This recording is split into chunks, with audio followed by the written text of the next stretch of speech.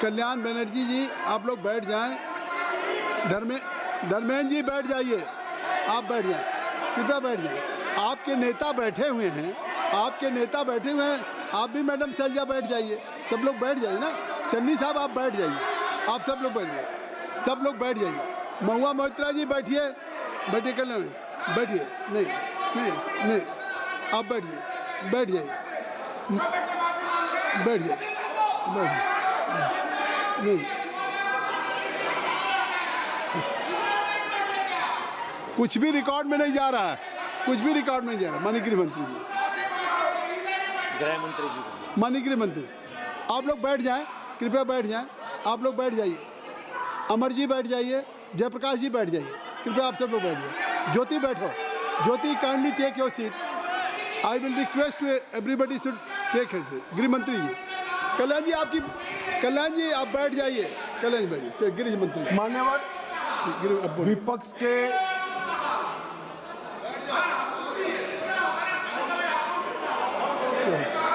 मान्यवर विपक्ष के नेता राहुल गांधी जी कांग्रेस पार्टी के भी बड़े नेता हैं। कई बार सार्वजनिक जीवन में ऑब्जर्व किया जाता है, लोकसभा चलती हो और पार्टी के बड़े कार्यक्रम लगते हैं, चुनाव लगता है और वरिष्ठ नेताओं को, जनता को अपनी पार्टी के विचार बताने के लिए, अपने प्रचार के लिए जाना पड़ता है। बहुत स्वाभाविक घटना है, सिर्फ राहुल जी के साथ नहीं हुआ, अनेक नेताओं के पास। मगर इसमें रसप्रद ये है कि यहां नहीं थे तो कहां थे। मान्यवर शीतकालीन सत्र 2025 वो जर्मनी की यात्रा पर थे। बजट सत्र 25 वियतनाम की यात्रा पर थे। बजट सत्र 23 इंग्लैंड की यात्रा पर थे। बजट सत्र 18 सिंगापुर और मलेशिया की यात्रा पर थे। मॉनसून सत्र 20 विदेश यात्रा पर थे। बजट सत्र 15 इसमें से 60 दिन विदेश यात्रा में रहे। अब सब एक भयंकर कोइंसिडेंट है। जब भी बजट सत्र आता है या महत्वपूर्ण सत्र आता है, उनकी विदेश यात्रा लग जाती है और फिर कहते हैं हमें बोलने नहीं देते। भाई विदेश से सदन में कैसे बोलोगे बताओ भाई, कोई मुझे समझा दे। मान्यवर, जो आदमी जर्मनी में है, इंग्लैंड में है, सिंगापुर में है, वो यहाँ कैसे बोलेगा? यहाँ वीडियो कॉन्फ्रेंस का कोई प्रावधान नहीं है मान्यवर, वरना तो वीडियो कॉन्फ्रेंस से भी उनको बुलवा देते। और मान्यवर, आज जब विपक्ष स्पीकर साहब के कंडक्ट पर सवाल खड़ा कर रहा है, कंडक्ट सिर्फ स्पीकर का नहीं देखा जाता। ये सदन पक्ष, प्रतिपक्ष और स्पीकर और माननीय राष्ट्रपति महोदय, ये सब मिलकर सदन बनता है। तो स्पीकर के कंडक्ट की टीका कर रहे हो, आपके कंडक्ट पर भी तो कभी बात करो। ये क्या हुआ मान्यवर? यहां पर ट्रेजरी बैंक पर प्रधानमंत्री बैठे हैं, दौड़ के आकर गले लग जाना, ऐसा कभी नहीं हुआ मान्यवर। कभी ऐसा नहीं हुआ कि सत्ताधारी पक्ष के सदस्यों के सामने फ्लाइंग किस करोगे। कभी ऐसा नहीं हुआ सदन में आंख मटकाओगे मान्यवर। मुझे तो बोलने में मान्यवर, ये कंडक्ट जो है, ये कंडक्ट जो है वो स्पीकर साहब के कंडक्ट पर सवाल उठा रहे हैं।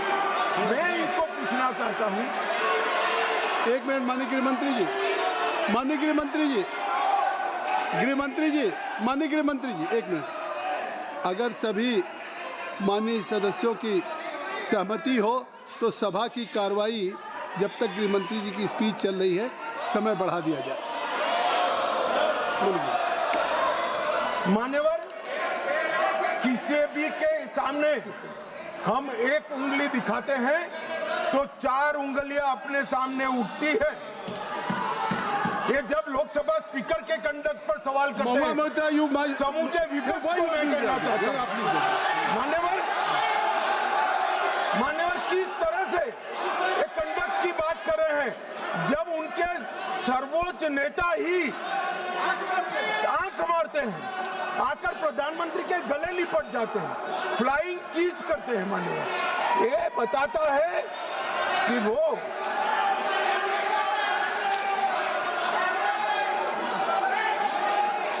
provoking. No, you are provoking. No, please. No.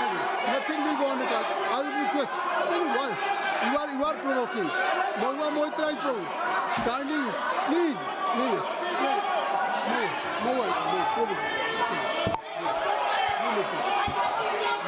माने और मेरा कोई शब्द संसद प्रणालिका के अनुकूल नहीं है, तो इसको आप हटा सकते हैं।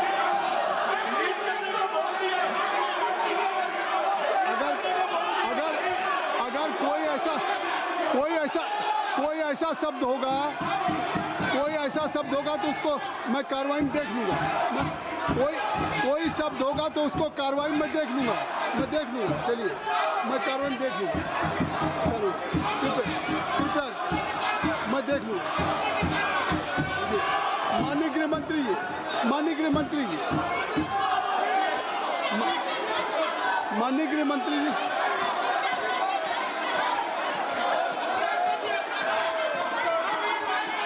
गृह मंत्री जी को बुलाइए।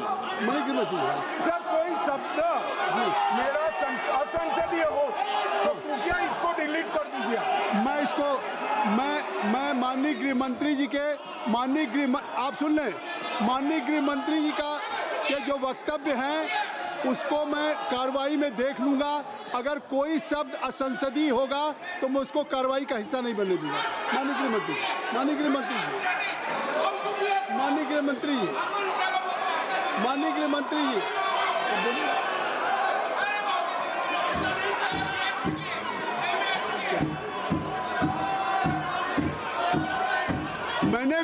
जी, मैंने एक ruling they the Jyoti, I have already given A ruling. देखिए, मैंने कह दिया माननीय गृह मंत्री जी के अगर जो जवाब है, उनका वक्तव्य है, उसमें कोई भी अनपार्लियामेंट्री वर्ड्स होगा तो I will look into it and that will be expand. I have given promise, this is my ruling. आप जानबूझ करके सदन की कार्रवाई न करें। नहीं, ये नहीं। आप सुनने का धैर्य रखिए। आपने इतनी बातें कही, नहीं, you have spoken, I think so, you have made a lot of charges against the government. नहीं, in your speech Gaurav Gogoi also he has spoken against the government. अगर उसका जवाब दे रहे हैं, अगर गृह मंत्री जवाब दे रहे हैं तो उनका अधिकार है, आप इसको सुनिए। यही तो कह रहे हैं। नहीं, सदन नियमों से चलेगा, सदन परंपराओं से चलेगा। नहीं, आखिर आप बोले, आपको किसी ने डिस्टर्ब नहीं किया। गौरव जी, मेरी रिक्वेस्ट सुन लें। आप ज्योति चलो, मैं कह रहा हूँ, आप कृपया चलें।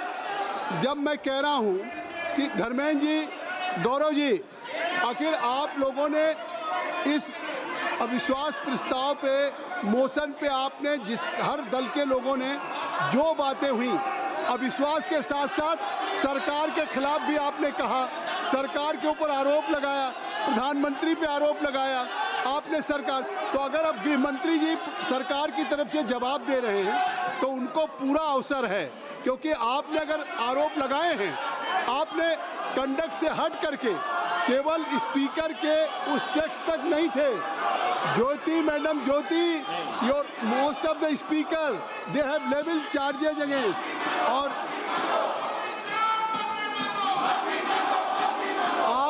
आप ये नहीं सुनना चाहते हैं, इसका मतलब है कि सच्चाई नहीं सुनना चाहते। आप सच्चाई नहीं सुनना चाहते।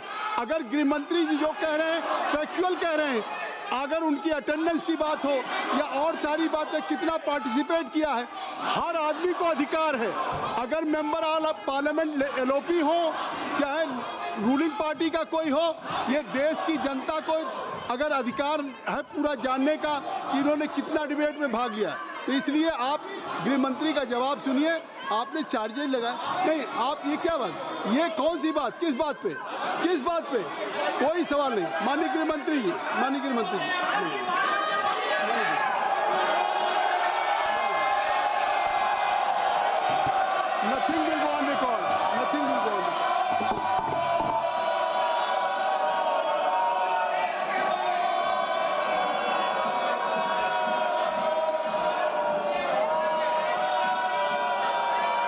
मान्यवर, जब विपक्ष के सदस्य श्री गौरव गोगोई भाषण कर रहे थे, उन्होंने किया कि हम चीन की सीमा की चर्चा करना चाहते थे। एक अप्रकाशित पुस्तक के रेफरेंस से चर्चा करना चाहते हैं, आपने करने नहीं दिया। मगर मैं पूरी कांग्रेस पार्टी को पूछना चाहता हूं कि अक्साई चीन का 38,000 वर्ग किलोमीटर क्षेत्र किसके समय में चीन हड़प गया? कांग्रेस पार्टी के समय में हड़प गया। और साहब, उस वक्त विपक्ष को प्रधानमंत्री जी ने जवाब क्या दिया? श्री जवाहरलाल नेहरू ने कि वहां घास का एक तिनका भी नहीं उगता है। ये तो उनकी मानसिकता है। 1962 में चीन पूरा नैफा पढ़ा लिया। नेहरू जी ने कहा, my heart goes out to the people of Assam. Assam को बाय बाय कह दिया मान्यवर। इनके समय में चीन ने भारत का एक बहुत बड़ा क्षेत्र हड़प लिया और वो चीन की बात कर रहे हैं। मान्यवर, जब कांग्रेस के रक्षा मंत्री एंटोनी जी यहाँ थे, उन्होंने कहा 6 सितंबर 2013 को देश की संसद में कहा कि सीमा पर सड़कें बनाएंगे तो दुश्मन अंदर आ जाएगा। वो सेनाएं किसके लिए है मान्यवर? और स्वयं लीडर ऑपोजिशन लोकलाओं में हमारे और चीन की सेनाएं आमने सामने थी। वो चीनी दूतावास में मुफ्त मीटिंग कर रहे। पहले तो उन्होंने डिनाई किया, पर चीनी दूतावास जब इसका कंफर्मेशन किया तो उन्होंने कहा जानकारी लेने के लिए गए। अरे जानकारी लेनी थी तो रक्षा मंत्री जी को मिलते, प्रधानमंत्री जी को मिलते, राष्ट्रपति जी को मिलते। चीन के दूतावास से जानकारी आप लेना चाहते हो मान्यवर? वर्ष 2005-6 में राजीव गांधी फाउंडेशन को चीनी दूतावास से 1 करोड़ 35 लाख रुपया का अनुदान मिला। ये राजीव गांधी फाउंडेशन चीनी दूतावास से दान लेता है और इसी के तहत इनका FCRA का लाइसेंस 2022 में रद्द होगा। अब मुझे बताएं कांग्रेस के लोग कि ये पैसों से क्या रिसर्च किया गया? मान्यवर, कांग्रेस की वरिष्ठ नेत्री और श्री राहुल गांधी की उपस्थिति में 7 अगस्त 2008 को चीनी कम्युनिस्ट पार्टी के साथ कांग्रेस पार्टी ने MOU करा। अब वो घोषित करे MOU क्या था। और मान्यवर, आज चीन UNSC में अगर सदस्य है तो जवाहरलाल नेहरू की सो कॉल्ड उदारता के कारण है। सदस्यता पर अधिकार सबसे बड़े डेमोक्रेटिक देश के नाते भारत का था, उन्होंने चीन को जगह कर दी। और ये selected words of Jawaharlal Nehru volume 29 post number 303 में लिखा हुआ है। मान्यवर, मैं आज यहाँ कहने आया हूँ, इन्होंने कहा कि अमेरिका के डील में भारत के किसानों का नुकसान हुआ है। मैं स्पष्टता करना चाहता हूँ, भारत के किसानों का कोई नुकसान एक भी डील के अंदर नहीं हुआ। ये सर्वदा झूठ फैलाया जाए। भारत के किसानों का नुकसान तो WTO में 2013 में आपने किया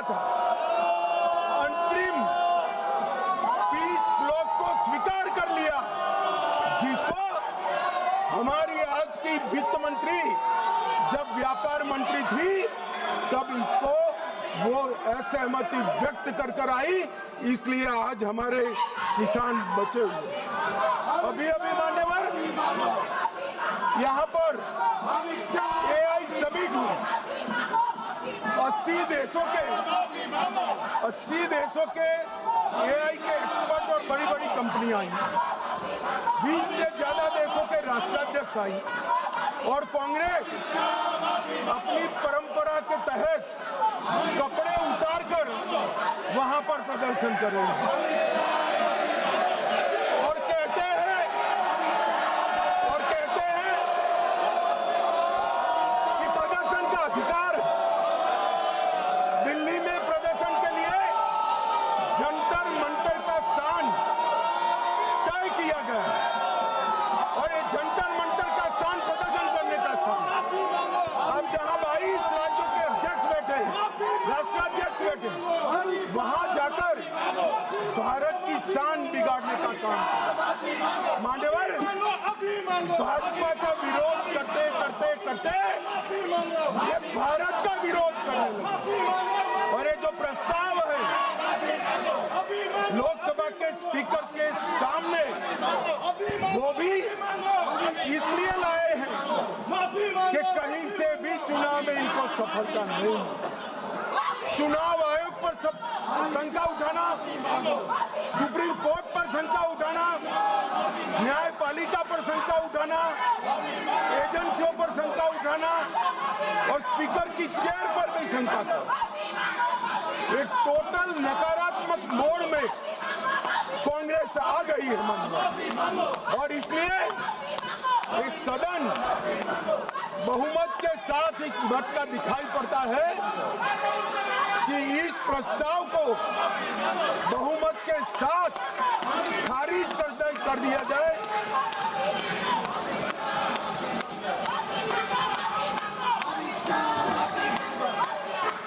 सारा खारिज कर दिया जाए और स्पीकर के पद की गरिमा को पुनः प्रस्तावित कर बिरला जी के नेतृत्व में ही ये सदन 24 तक इस लोकसभा के अंत तक चले, ऐसी मेरी सभी सदस्यों से विनम्र प्रार्थना है। धन्यवाद।